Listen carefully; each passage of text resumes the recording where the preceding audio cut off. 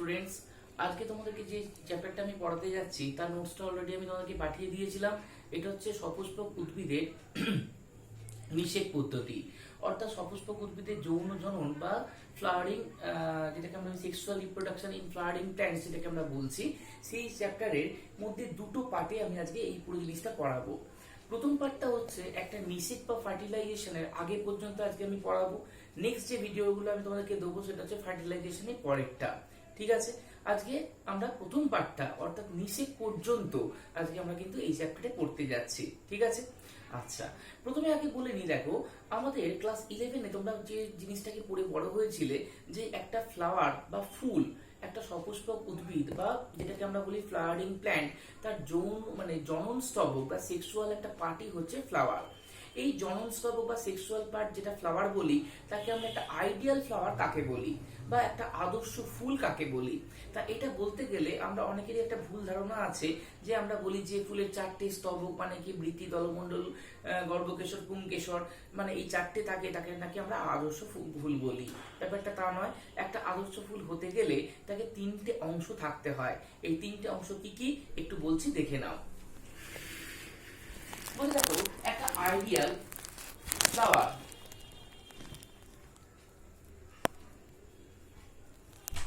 হতে গেলে তার তিনটে অংশ কি কি থাকে একটু বলছি, দেখে না। ফার্স্টে প্রথমে বলছে দেখো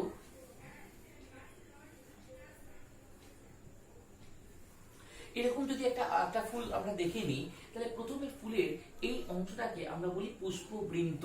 পুষ্পবৃন্তকে আমরা ইংরেজিতে বলি পেডিসেল। তাহলে এক নম্বরটাকে কি বললাম, পুষ্পবৃন্ত। এরপর দেখবে পুষ্পবৃন্তের উপরেই একটা এরকম গোলাকার মতো অংশ আমরা দেখতে পাই। এই গোলাকার মতো অংশটাকে আমরা বলি পুষ্পাক্ষ বা ইংরেজিতে বলে থ্যালামাস। ঠিক আছে, অনেক সময় এটাকে রিসেপটিক্যালও বলে বা থ্যালামাসও বলে। 2 নম্বর গেল, বা পুষ্পাক্ষ বলি বাংলায়। 3 নম্বর কি, এই পুষ্পাক্ষের উপরে যে পুষ্পস্তবক বা ফ্লাওয়ার হোলস থাকে, সেই ফ্লাওয়ার হোলস হচ্ছে 3 নম্বর। তাহলে এটাকে 1 নম্বর বললাম, এটাকে কি বললাম, পুষ্পবৃন্ত বা পেডিসেল। এটাকে বললাম পুষ্পাক্ষ বা 2 নম্বর, যেটাকে বলে থ্যালামাস। এরপরে আছে ফ্লাওয়ার হোলস বা পুষ্পস্তবক। এই পুষ্পস্তবককে আবার আমরা বা ফ্লাওয়ার হোলসকে দুভাগে ভাগ করি। একটাকে বলে সাহায্যকারী অংশ, হ্যাঁ, অ্যাক্সেসরি পার্ট, আর একটাকে আমরা বলতে পারি যে রিপ্রোডাক্টিভ পার্ট বা জনন স্তবক। তা এগুলোর মধ্যে ভালো একটু দেখে নাও। এই অংশগুলোকে আমরা প্রথমে বললাম বৃতি। বৃতিকে আমরা ইংরেজিতে কি বলি, ক্যালিক্স বলি। ঠিক আছে, বৃতির পরে এই দুটোকে আমরা কি বললাম, দলমণ্ডল। দলমণ্ডলকে কি বলি, করলা। এই বৃতি আর দলমণ্ডল মানে ক্যালিক্স আর করলা, এই দুটো হচ্ছে সাহায্যকারী অ্যাক্সেসরি পার্ট। ভালো কথা। আর দুটো পার্ট যেটা রয়ে গেল, যেটা আমরা তাকে জনন পার্ট বা রিপ্রোডাক্টিভ পার্ট বলি ফ্লাওয়ার হোলসের মধ্যে বা পুষ্পস্তবকের মধ্যে, সেটা হচ্ছে অ্যান্ড্রোসিয়াম এন্ড গাইনোসিয়াম। বাংলা বলে পুংকেশর চক্র এবং গর্ভকেশর চক্র।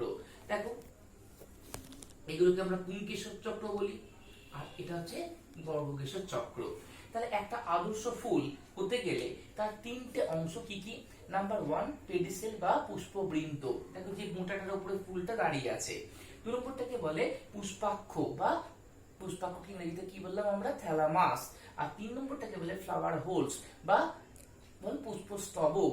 এই ফ্লাওয়ার হোলসের মধ্যে আবার 4টে পার্ট পড়ে। প্রথমে বলে বৃতি বা ক্যালিক্স, 2 নম্বরটাকে বলে দলমণ্ডল বা করলা, তারপরটাকে বলে অ্যান্ড্রোসিয়াম বা পুংকেশর চক্র, আর তারপরটাকে বলে গাইনোসিয়াম বা গর্ভকেশর চক্র। বোঝা গেছে? এরপরে আমরা এই 4টে পার্ট আগে ভালো করে জানলাম। 4টে পার্ট জানার পর আমরা এখন বেশি না বলে আমরা জনন পার্টটাকে নিয়ে এখানে আলোচনা বেশি করতে হবে। তার কারণ হচ্ছে এটা যৌন জনন বা সেক্সুয়াল রিপ্রোডাকশন পড়তে গেলে আমরা জনন পার্ট বলতে অ্যান্ড্রোসিয়াম এন্ড গাইনোসিয়ামকে বলবো। ভালো করে দেখো, অ্যান্ড্রোসিয়াম আর গাইনোসিয়ামের মধ্যে আবার কি কি হয়, এগুলো ভালো করে দেখো। এগুলোকে অ্যান্ড্রোসিয়ামের একটা পার্ট। অ্যান্ড্রোসিয়াম অনেকগুলো যে পার্ট দিয়ে তৈরি হয়, তার এক একটা পার্টকে আমরা পুংকেশর বা স্টামেন বলি। কি বললাম, বাংলায় বলে পুংকেশর, ইংরেজিতে স্টামেন বলি। ভালো কথা। এই পুংকেশর বা স্টামেনের আবার দুটো পার্ট। এটাকে আমরা কি বলি, পুংধানী বা অ্যান্থার। ভালো কথা। আর নিচের এই পার্টটাকে আমরা কি বলি, এই পার্টটাকে বলে পুংদণ্ড বা ফিলামেন্ট। তাই তো, ফিলামেন্টস। তাহলে আবার কি বললাম, এইরকম অনেকগুলো অংশ দিয়ে বা স্টামেন দিয়ে তৈরি হচ্ছে পুংকেশর চক্র বা অ্যান্ড্রোসিয়াম। এই অ্যান্ড্রোসিয়ামের এক একটা পার্টকেই আমরা স্টামেন বলি। তাহলে স্টামেনের আবার দুটো পার্ট বা পুংকেশরের দুটো পার্ট। যে পুংকেশর উপরের যে থলির মতো অংশটা আমরা দেখতে পাচ্ছি এটাকে বলে অ্যান্থার বা পুংধানী, আর নিচে যে দণ্ডের ওপর জিনিসটা দাঁড়িয়ে আছে তাকে আমরা বলি ফিলামেন্ট। বললাম কি বলো, ফিলামেন্ট বা পুংদণ্ড।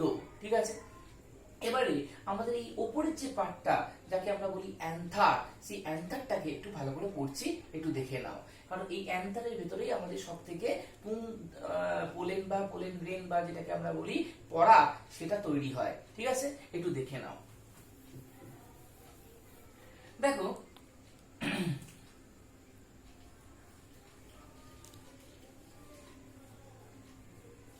এরকম